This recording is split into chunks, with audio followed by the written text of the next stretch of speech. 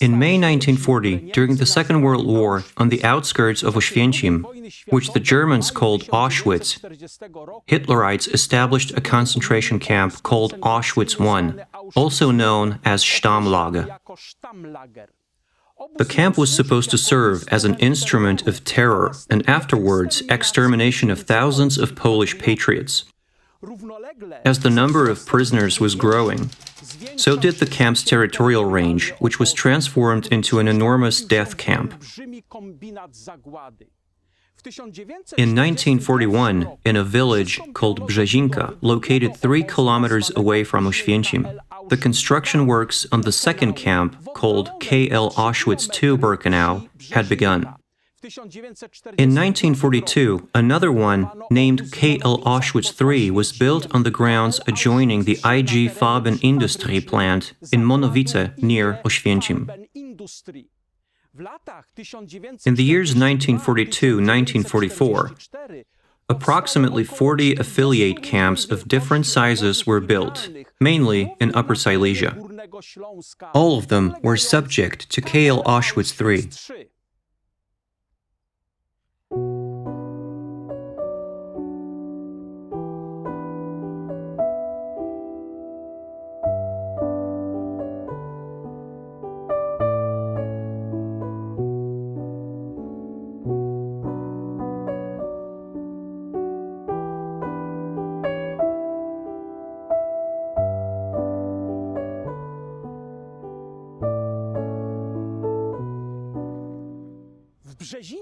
In Brzezinka, right next to the extermination camp for men and women, another death camp had been in operation since spring '42, where people were gassed with Cyclone B in chambers designed for this purpose.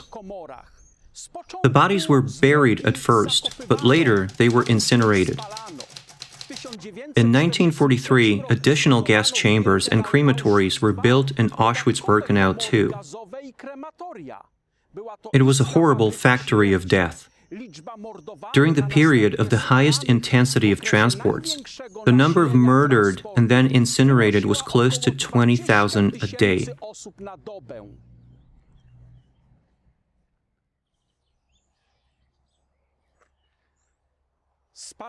The bodies were incinerated not only in crematories, but also on stakes in large pits dug nearby. The transports of those sentenced to death were sent straight from the trains to the gas chambers without any registration. That is why it is not possible to determine the exact number of casualties. As the historians estimate, in fewer than 5 years of its existence, between 1 and 1.5 million people died in Auschwitz. The highest intensity of the transports was from May through August 1944 and was linked to the extermination of more than 400,000 Hungarian Jews.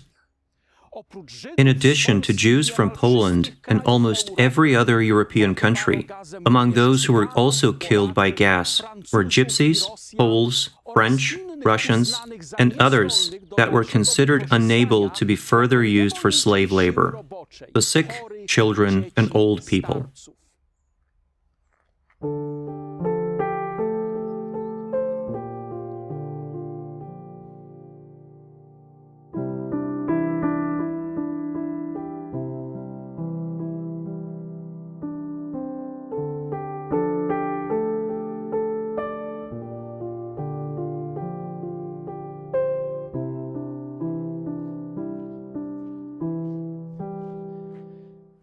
More than 405,000 registered prisoners, mostly from Poland, but also of different nationalities, went through the Auschwitz concentration camp. Of these, approximately 340,000 overworked and devastated by disease, hunger, and inhuman treatment were killed in executions carried out in Auschwitz I in Block 11, known as the Death Block, mainly from the orders of drumhead court-martials, and others were murdered by SS men and prisoner functionaries. The camp complex was gradually expanded to the predetermined capacity of approximately 500,000 prisoners, slave labor for the SS companies and industrial concerns.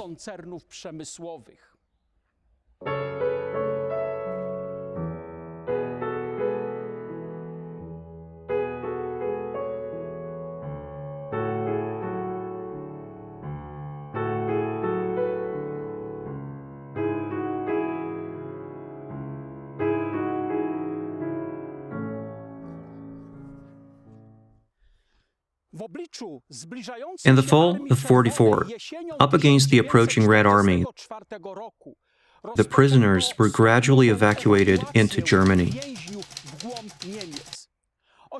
On January 18, 1945, after murdering 98,000 prisoners, approximately 58,000 people were evacuated from the camp. In extremely cold temperatures, barefoot and deprived of food, those who were unable to keep up with the rest were killed. On January 27, 1945, the Soviet army liberated the camp and around 7,000 remaining prisoners. Among them, 180 children, most of whom were seriously ill.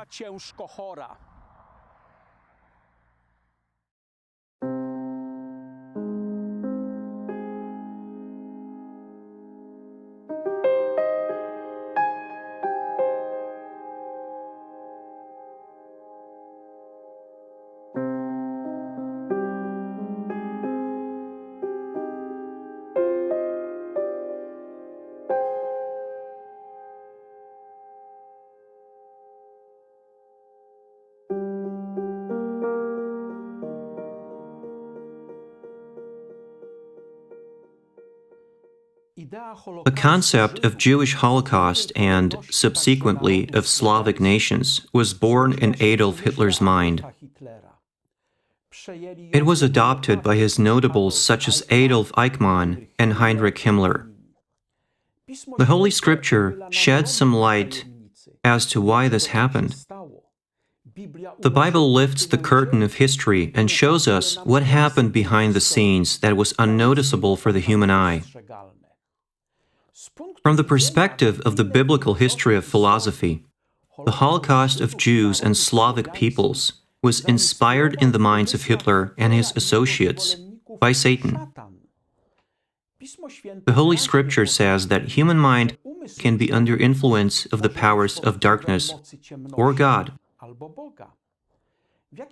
How exactly Satan impacts our minds? We don't know that. Similarly, we don't know how God does that. God knows our thoughts, which is proven by numerous teachings of the Scriptures. Does Satan know our thoughts? Is he able to enter our minds? It is hard to say.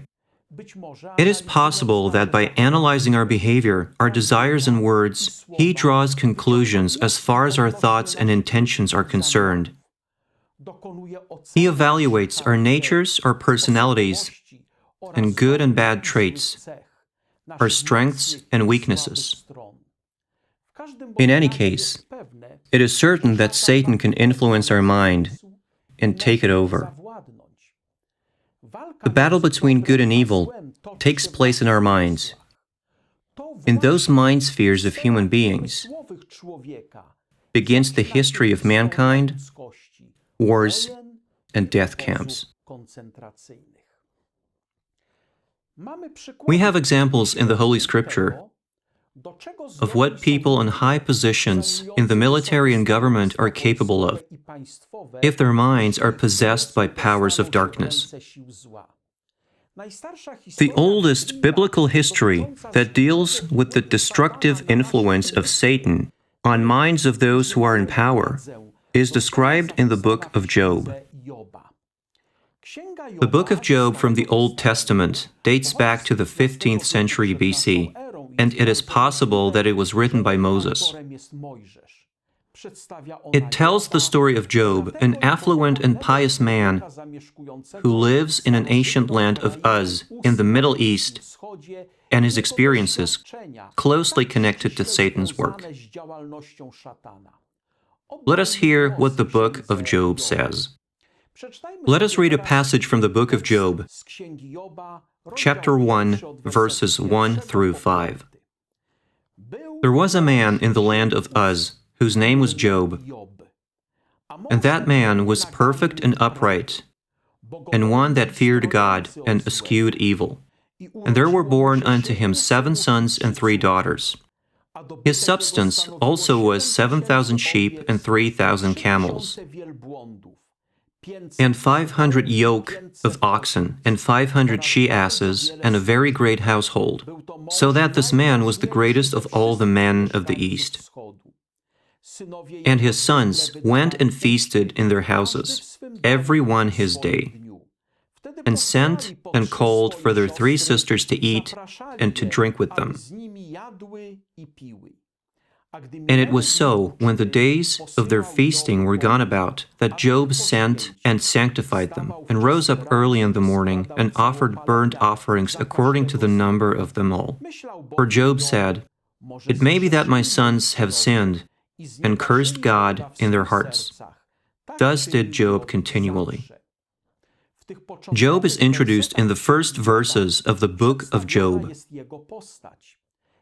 He lives in the land of Uz, which is situated on the border between what is today's Jordan and Saudi Arabia. He is very affluent, which means he is well-known and influential. He is also pious to such degree that he preventively makes propitiatory offerings to God for his family, if by any chance they committed a sin. Job is pure and exemplary. Further on in chapter 1 of the book of Job, from verse 6 through 12, we read as follows.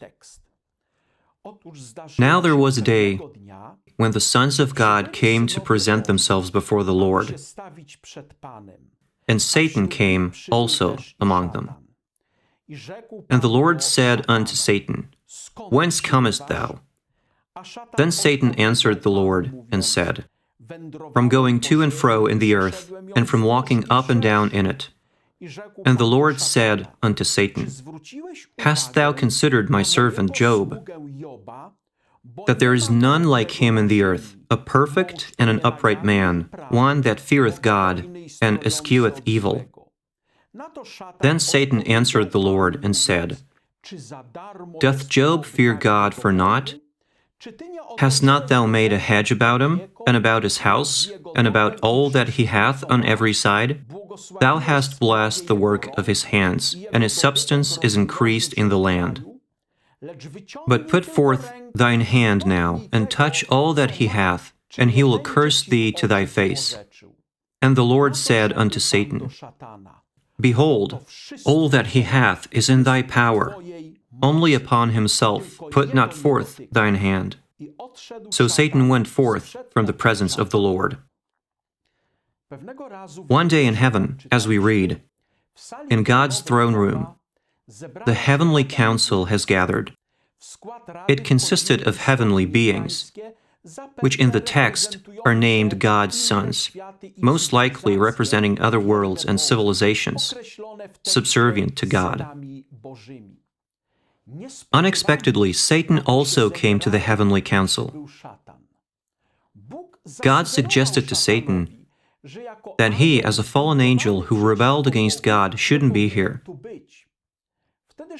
Then Satan said that he represents the kingdom of the earth, and earth is part of the universe. That is why he has the right to be a part of the deliberations.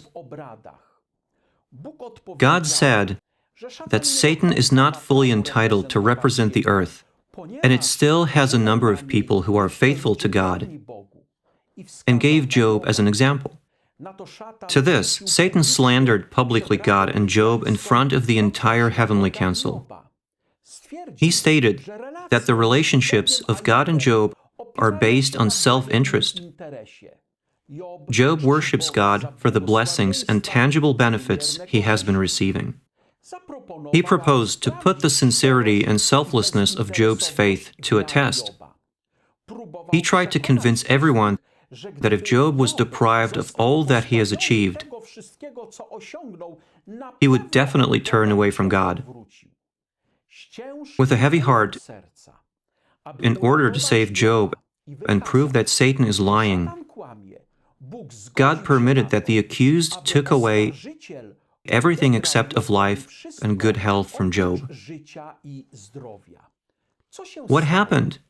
Let's continue reading the very same chapter, verses 13 through 15, and then 17. And there was a day when his sons and his daughters were eating and drinking wine in their eldest brother's house. And there came a messenger unto Job and said, The oxen were plowing, and the asses feeding beside them. And the Sabaeans fell upon them, and took them away. Yes, they have slain the servants with the edge of the sword, and I only am escaped, alone to tell thee. While he was yet speaking, there came also another and said, The Chaldeans made out 3 bands, and fell upon the camels, and have carried them away. Yes, and slain the servants with the edge of the sword, and I only am escaped alone to tell thee. And so, one day from the south of the Arabian Peninsula, there came the army of the king Sheba. They invaded Job's premises. They murdered and pillaged. One of the surviving servants reported to the patriarch about this. How did this idea come into existence in the minds of the military leaders of the Sheban armies? Why would they invade Job's premises? The answer is obvious. In order to realize his plans against God and Job, Satan influenced the minds of Sabaean generals. He gained control over them and used them against Job. I am sure that they didn't even realize that they were simply just pawns in this game. In the meantime, from the north, from the distant Chaldea and Babylon, the Chaldean armies came and ravished the remaining lands that belonged to Job. The servant who survived this conflagration reported to the patriarch about this. We have no doubts that the Bible is indeed showing us the details of the great battle between good and evil that we, mortals, don't always see in the first place. Satan gained control of the military leaders of the Chaldean armies and led them against Job.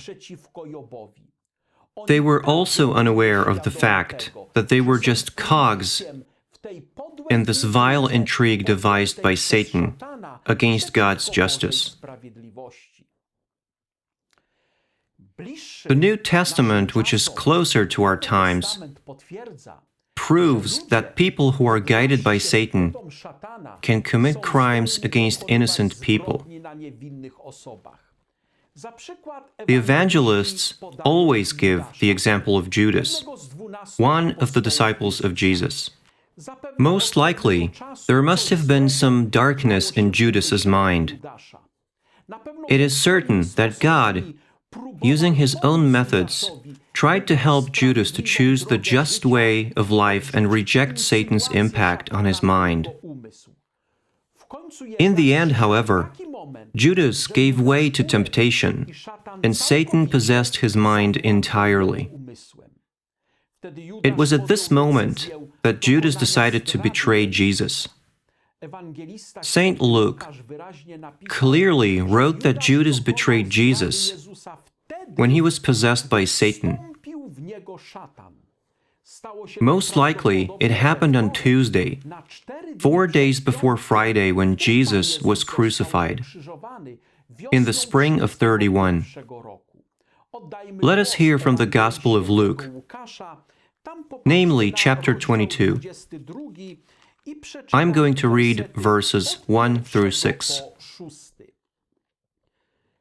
Now the feast of unleavened bread drew nigh, which is called the Passover, and the chief priests and scribes sought how they might kill him, for they feared the people. Then entered Satan into Judas, surnamed Iscariot, being one of the number of the 12. And he went his way, and communed with the chief priests and captains, how he might betray him unto them. And they were glad, and covenanted to give him money.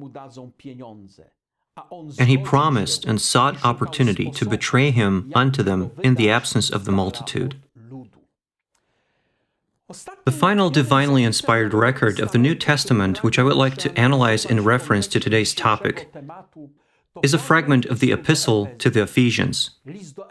The Epistle to the Ephesians was written by St. Paul during his first imprisonment in Rome, in the years 61 to 63. It was a time when Christianity became the object of persecution not only by Jews, but also Rome. In the near future, the fire of Rome was supposed to happen, for which Emperor Nero was going to blame the Christians. In the context of the increasing repressive measures against the Christians, St. Paul wrote the following words in the Epistle to the Ephesians, verse 12. For we wrestle not against flesh and blood, but against principalities, against powers, against the rulers of the darkness of this world, against spiritual wickedness in high places. The disciple explains that the enemies of the Christ's worshippers are not Jews, Romans, the emperor, nor pagan officials of the Roman Empire. In this transcript, St. Paul unveils the curtain that separates the visible world from the invisible one and shows that those people are nothing but instruments in the hands of evil, Satan and demons. Satan and his demons, the fallen angels, in order to destroy the Church of Christ on earth, gained control of the minds of Romans, Jews, the emperor, and his officials, and used them against Christians. They became puppets in the hands of Satan. Satan was the prime mover and inspiration for their persecutions of Christ's believers. They were under his influence. Earlier in his letter, St. Paul described Satan as the prince of the power of the air, and called him the spirit that now worketh in the children of disobedience. At the same time, he calls people living under Satan's influence the children of wrath. Let's look at the second chapter of the Ephesians and read verses 1 through 3. And you hath he quickened, who were dead in trespasses and sins, wherein in time past ye walked according to the course of this world, according to the prince of the power of the air, the spirit that now worketh in the children of disobedience, among whom also we all had our conversation in times past, in the lusts of our flesh, fulfilling the desires of the flesh and of the mind, and were by nature the children of wrath, even as others. According to this Ephesians quote, we can indeed view Hitler's Holocaust culprits as the aforementioned children of wrath, who by believing Satan agreed that he worked inside of them, and as children of disobedience, used them to commit genocide. Jesus opposed to the general blaming of God for all the evil on earth. His protest is seen in the parable of the wheat and the tares. The parable is written down in the Gospel according to St. Matthew, chapter 13. There we shall read verses 24 through 30. Jesus said, Another parable put he forth unto them, saying, The kingdom of heaven is likened unto a man which sowed good seed in his field. But while men slept, his enemy came and sowed tares among the wheat, and went his way. But when the blade was sprung up and brought forth fruit, then appeared the tares also. So the servants of the householder came and said unto him, Sir, didst not thou sow good seed in thy field? From whence then hath it tares? He said unto them, An enemy hath done this. The servants said unto him, Wilt thou then that we go and gather them up? But he said, Nay, lest while ye gather up the tares, ye root up also the wheat with them. Let both grow together until the harvest. And in the time of harvest, I will say to the reapers, Gather ye together first the tares, and bind them in bundles to burn them, but gather the wheat into my barn. And next, we read, Then Jesus sent the multitude away, and went into the house. And his disciples came unto him, saying, Declare unto us the parable of the tares of the field. He answered and said unto them, He that soweth the good seed is the Son of Man. The field is the world. The good seed are the children of the kingdom. But the tares are the children of the wicked one. The enemy that sowed them is the devil. The harvest is the end of the world, and the reapers are the angels. As therefore the tares are gathered and burned in the fire, so shall it be in the end of this world. The Son of Man shall send forth his angels, and they shall gather out of his kingdom all things that offend, and them which do iniquity, and shall cast them into a furnace of fire. There shall be wailing and gnashing of teeth. Then shall the righteous shine forth as the sun in the kingdom of their Father. Who hath ears to hear, let him hear. And so we see that Jesus explained that God created a perfect world free of evil. Evil came into existence because of Lucifer's rebellion. The master's servants were surprised that tares grew in the field. They were also the first to blame the master, that is God, for it. In the parable, Jesus attributed the wheat infestation of the field to Satan, and he compared evil people to tares. Even though evil will exist until the end of the world, it won't exist forever. In the day of the final judgment, it will be erased forever. Blaming God for Auschwitz is a mistake. It results from the ignorance of the Holy Scripture, where this problem is explained. Most of the people who don't know the Scriptures blame God for the horrors of concentration camps, because this is the easiest thing to do. It is so easy to blame God for it. It is, however, unfair and derogatory toward God. The Scriptures unveil the backstage of the history of mankind that is invisible for the human eye. The deprived people who allowed evil to enter their mind are responsible for what happened at Auschwitz-Birkenau and in many other places. God, on the other hand, has nothing to do with this crime. Polish writer Zofia Naukowska, in her Medallions, in the act of indictment for all the evil of the Second World War, wrote, People brought this fate upon people. People brought this fate upon people. There is one more question to answer. If God is not responsible for concentration camps, why is it that He allowed them to happen? We will answer this question in the next episode of our considerations, entitled Auschwitz-Birkenau. Where was God? Why would God let this happen?